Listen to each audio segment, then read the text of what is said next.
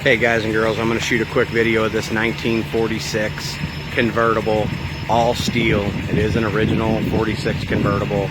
The power top does work, but I'm not going to lie, it's kind of finicky. The power top part works good, but you got to adjust it a little bit before you put the power top up, and then to latch it's a little bit tricky. But they had the top down and stored it inside for about a year. So I put it out in the sun I got it latched finally, and then I put it out in the sun all day today, and I'm gonna leave it up for a couple days, let it kind of stretch itself back out. But that being said, 46 Ford convertible.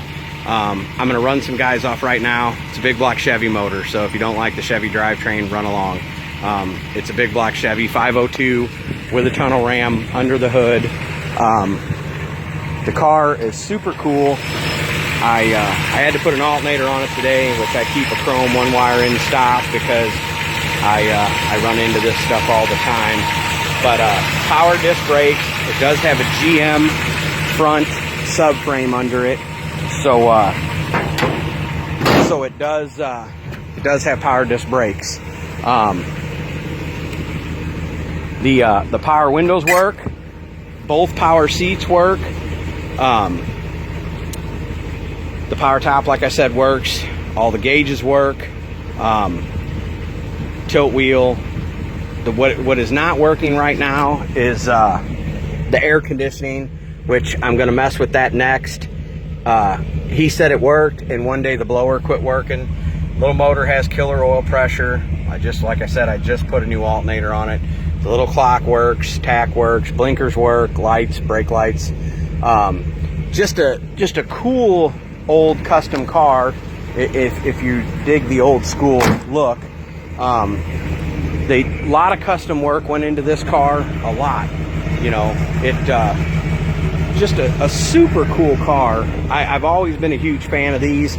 I'm pretty sure I have a magazine in my old collection of Carcraft and Hot Rod magazines. The hood or the trunk release is under right there under the back seat, which is kind of cool. Anyways, this car is very nicely built.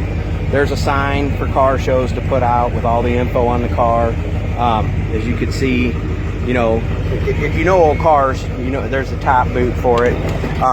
Like I said, I put the top up for the first time today in a long time, and I've spent about 12 hours detailing on this car already, and I'm gonna have more time in it than that.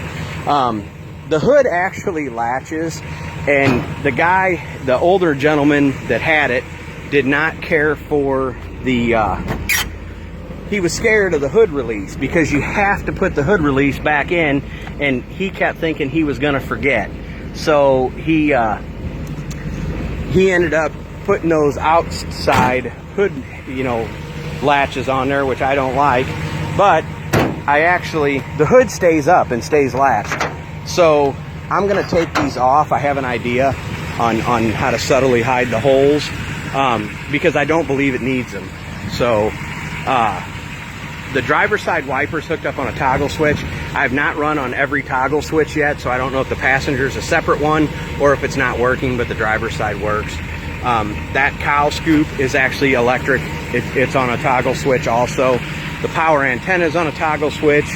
The aluminum radiator disc brakes, 308 rear gear, so now it can be driven on the highway more.